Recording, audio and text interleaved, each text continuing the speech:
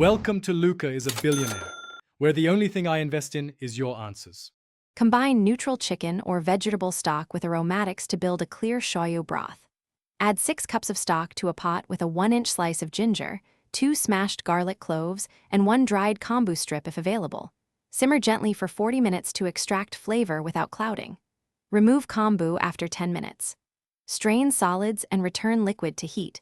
Finish by stirring in 2 tablespoons soy sauce, 1 tablespoon mirin, and 1 teaspoon sugar. Keep the broth warm at 85 degrees C to 95 degrees C while you prepare tare and noodles. Tare is the concentrated seasoning that defines Shoyu Ramen. Make it first so flavors are balanced. Combine 3 tablespoons soy sauce, 1 tablespoon mirin, 1 teaspoon toasted sesame oil, and a splash of the strained broth.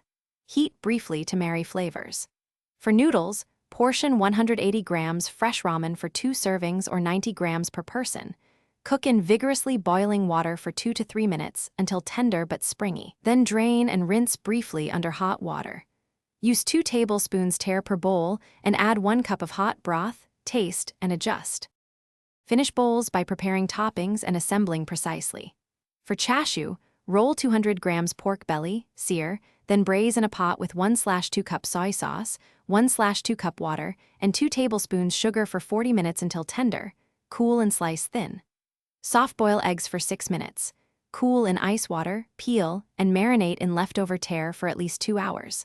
Place 1 cup of hot broth into each bowl with 2 tablespoons tare. Add noodles, sliced chashu, 1 marinated egg halved, 2 tablespoons sliced green onions, and a teaspoon sesame oil before serving hot.